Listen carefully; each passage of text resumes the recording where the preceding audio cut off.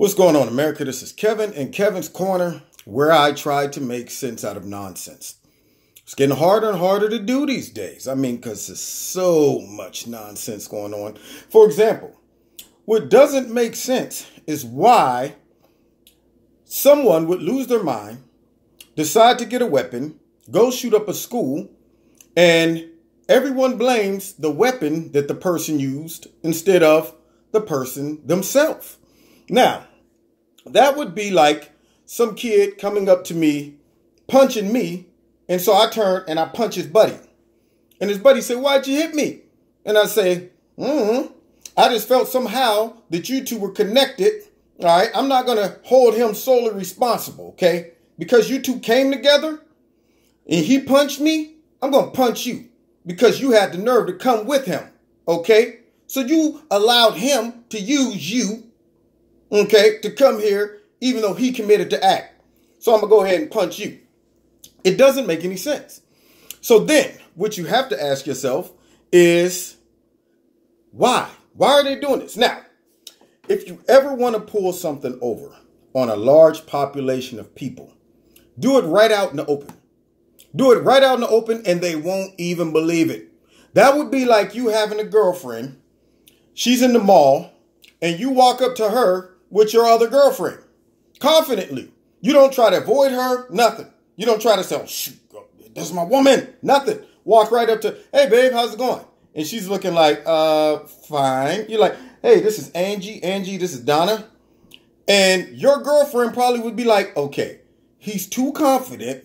This is too obvious. Surely this is not what it appears to be." But sometimes the simplistic answer is the right answer. Sometimes it's just is what it is. You ever get caught doing something and you say, "Hey, look, this is not what it seems. Okay, it's not what it appears." Then there's those times you say, "You know what? This is exactly what it looks like." Okay, I'm gonna be honest. There's no way I can do. And what it looks like to me with this whole rampage of let's go get the AR-15, it appears to me that something else is going on. Something else is fishy. First things first. There was a young man who was going to go to the town hall meeting yesterday in Florida, but apparently CNN decided to rewrite some of his questions. Now, I wonder why. What could they be up to? I mean, surely they're not messing with the integrity of journalism. Surely they're not trying to push an agenda. Surely they're not trying to stack the deck and make it appear like the whole world is against guns, against the AR-15. Yes, why don't we bring a whole bunch of angry people into a town hall meeting, then throw several people out there that are either neutral or pro-gun choice and are not against the AR-15 and do not put the responsibility on the guns, but instead on the gun users, and have alternative solutions to the problem. So you throw them out there, and then you throw a whole bunch of people in that room that are angry. You know why you know that? Because you have screened them. The people like the kid who was not going to let his questions be kind of rewritten so it would fit their narrative. Yeah, that kid didn't come. And I bet you any other person that felt the same way and was not ready and able to go in there already mad, I'm sure that they're not there either. They wanted everybody in there mad. What people didn't realize is this like somebody said, "Hey, man, look, I have a gorilla in that cage. I want you to go ahead in the cage." And you're like, "Well, is he angry? Is he violent?" No. But what you don't know is prior to you getting there, they got a shotgun or something and they just stick it, poking the gorilla. By the time you come to the cage, he's like, as soon as they open the door, you're like, "Dude, this gorilla looks angry. What are you talking? You said you sure you didn't do anything to this gorilla?" "No, I mean, the gorilla's fine. Go ahead in there." And you go in and the gorilla immediately comes straight at you like, this gorilla is upset. Why? Because you poked the gorilla prior to letting them come into the cage. And so what happened is they made sure everybody in that town hall meeting in Florida was mad. Wasn't there for any type of solutions. And see, here's where the spidey senses, they just start to tingling all back around my neck. And I start feeling something. Because why is it that the left is not interested in any practical solutions? Why is it that everything that's thrown out, they shoot it down? They're trying to make it seem, I heard whining Juan Williams on the 5 today try to throw in some garbage rhetoric and propaganda by saying, if we arm teachers, that would be like, he got the whining voice. Yeah, I mean, if you arm these teachers, I mean, you're pretty much just, forcing them to join the NRA. And I'm going, that's not what they're doing, Juan. Nice try. You slipped that in there because, see, now you're targeting the NRA. Now you're trying to slide in a little jab, Juan. I feel it. Yeah, jab when I wasn't looking. And pretty much, you might as well join the NRA. And I'm like, that's not what we're saying. And then, I mean, you're going to arm all these teachers. And no, we're not going to arm all the teachers, whining Juan Williams. What they're going to do is pick certain teachers that have the proper temperament, that are in physical shape to do it, most likely. I'm sure they're not going to get Ethel, who's been teaching for 45 years and 7 days away from retirement, and arm her with a 9mm and tell her to rush into battle. I'm sure they're not going to do that, Juan. They're most likely going to pick people that are mentally and physically capable of handling themselves and go through a rigorous process to be able to carry a concealed weapon in the school and be a secondary source of defense. Now, to any practical thinking person, that makes sense. I know a lot of people out there talking about, well, you know what? We don't want guns around our kids. We don't want our kids being shot up, and there's nobody there to help. If that coach would have had a weapon, instead of using his body as a shield to save children, he at least could have returned fire. And you can't tell me that if I'm in the middle of shooting a whole bunch of people and I feel somebody shooting at me, I have to now redirect my attention to the immediate threat, which buys all those other people some time to escape. So by arming a teacher, even if I'm going to die defending children, defending myself, I want to go down fighting. I don't want to go down curled up in a ball. I don't want to go down hiding under a desk or chair, waiting for this guy to come and shoot me like fish in a barrel. Leaks, give me a fighting chance. But yet, for some reason, the left thinks that's a crazy idea. Why is it that they don't give any solutions except for get rid of the gun? We want that AR. That's what we want. We want to ban it. Why are you going after the AR so much? How can you solve the problem by going after the AR-15? Let's talk about that for a second, will we? All right. So, the AR-15 is a very effective weapon, okay? You can get some things done with the AR-15. Now, when you look at some of the other attempts throughout our history of banning things, okay? When you build a bigger mousetrap, the mouse just gets bigger. It figures out, wait a minute, how do I get around this trap? So guess what? They banned alcohol, opened up prohibition. Now all of a sudden you got Al Capone, you got Bugsy Malone, you got all them people who took advantage of the fact that, hey, people still want this stuff. These are not law-abiding citizens who want it. Yeah, these are most of the time people who don't mind breaking the law. So I'm going to supply it. Supply and demand. Right now, heroin is illegal. Somehow, people still keep ODing on heroin. Isn't that funny? Yeah, it's funny how criminals, for whatever reason, just don't obey the law. Now, I don't go out in the street and go, let me get some heroin and shoot it up, because guess what? I'm a law-abiding citizen. All right? Somebody come up to me with some heroin and say, hey, yo, dude, check this out, man. I got some heroin for you. I'm like, what are you doing? Get that out of here. I don't want no heroin, man. Get it out. Get it out of here. I don't even, are you on camera? Are you wearing a bug? I would be upset. I'd be offended if somebody offered me some heroin. Now, if they ban the AR-15 and somebody pulls up, pops open the trunk and say, look what I got in here. AR-15s, man. You know, I know they banned, but you can have them. Now, I can get you one. I'm going, dude, what are you talking about? I don't want that. Those are illegal. Right now, automatic machine guns, fully automatic, are banned. If someone pulled up in a car, opened the trunk and said, I got a AR, I got a 16, I think it's 16 millimeter, M16. I got an M16. Or I got some type of machine gun. You want one? I will go, no. If I get caught with that, I'm done. No, I don't, get that out of here. Same thing. Only people that obey the law would say, no, I don't want an AR-15. But those killers who have a suicide mission, they're not coming back. They're like the Japanese at Pearl Harbor. They're going to go banzai because they're going, I'm on a one-way mission, not coming back. Took only enough gas to get there and do what I got to do because I'm not coming back. So if that doesn't make any practical sense, then why are they banning the AR? Why are they going after a whole group of people who is not a part of the problem? That's the first question you got to ask yourself. If you are saying we're trying to stop criminals or crazy people from getting this gun, and by doing that, we're simply going to make it illegal for everyone to get the gun. That's everyone except for unlawful people, except for criminals. They're going to say, well, yeah, I'm glad everybody don't have it because that only leaves me with the AR.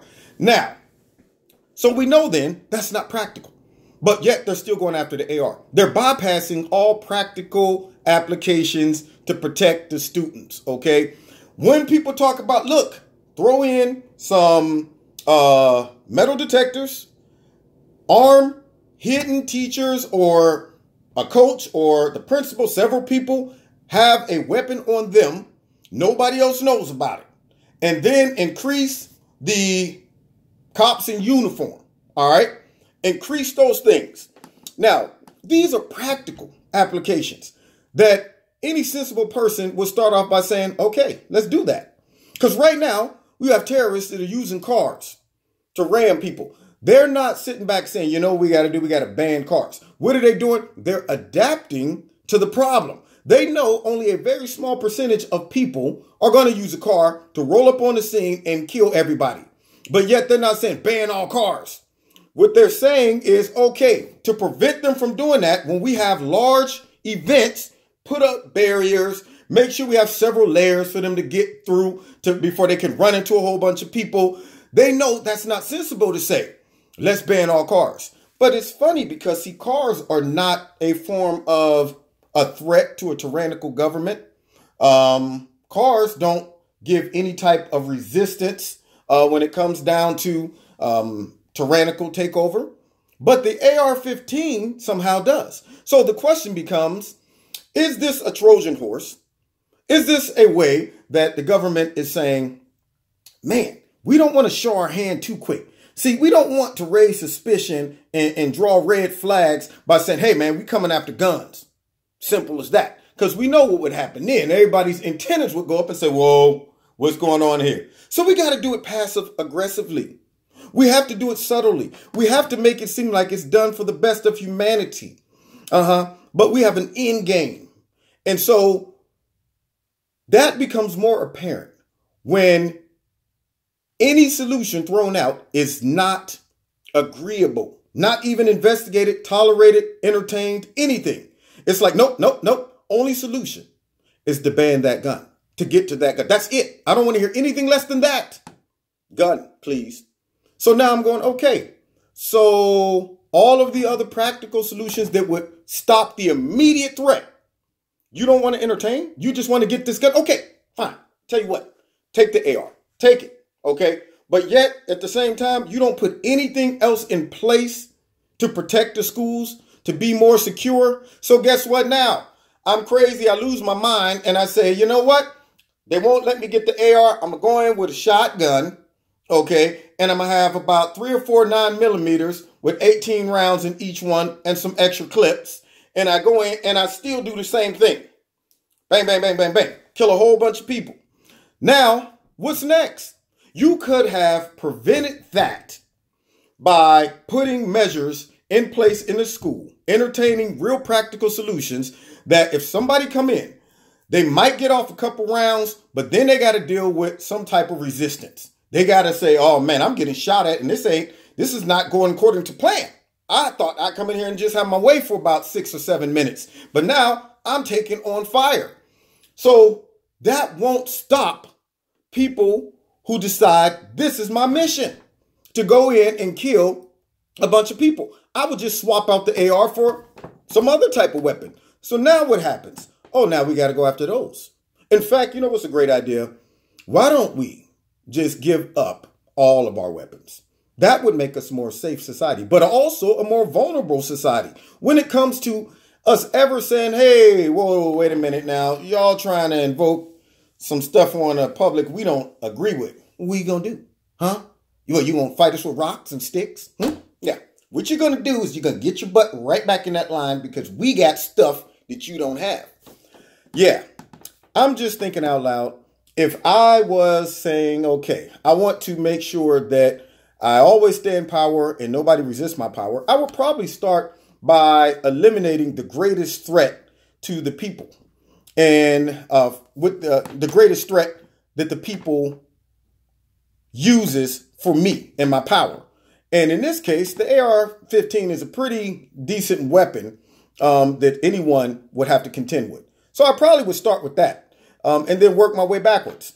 And even if they never got to a point where they said, we want all guns, compared to the AR and compared to some of the other military style weapons, it's like having a slingshot out there. If you got the government or the military using serious weapons and you out there with 9mm and things like that, it's not even equal. So it comes down to this. Why? Why are you so interested in that gun and not other practical solutions? Don't even want to entertain them. Yeah, those are ridiculous. Even though by doing those things, you also prevent future attacks with other types of guns.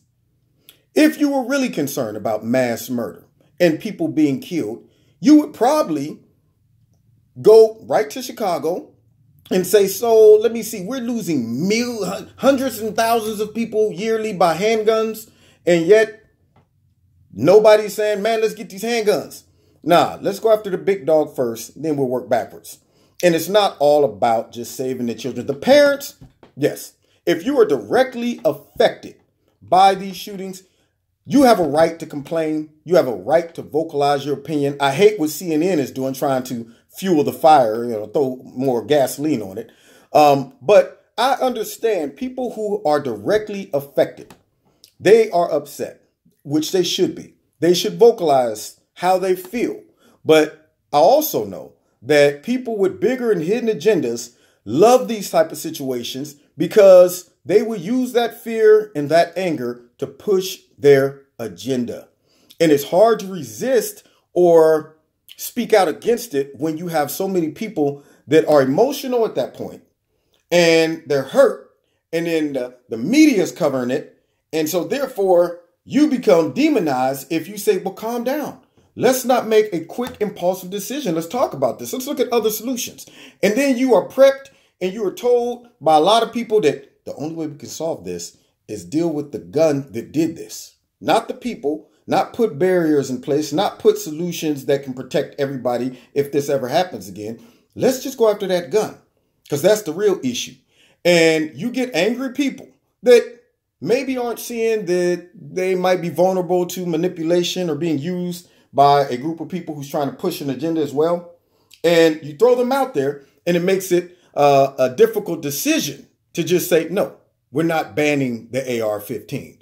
Instead, you might get people that will compromise based on political and social pressure, make a hasty decision based on that type of pressure. And later on, 10, 15 years down the road, if something should ever go wrong, God forbid, now they're going, wow, 20 years ago, we willfully gave up our rights. We willfully gave up our weapon because of political pressure, because of fear, because people took advantage of a tragic situation to fulfill their agenda.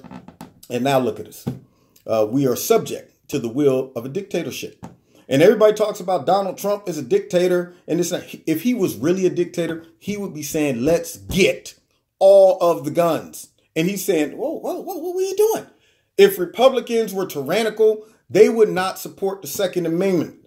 They would be saying, hey, man, look, if we ever lose our minds, check us. OK, y'all got weapons. It's funny how the Democrats and the liberals, who are always trying to silence the voice of the people, always trying to tell people what to think, always trying to push some other social agenda. And if people reject it, then they demonize them and attack them and shout them down. It's funny how they're the only group that's saying, let's get the guns.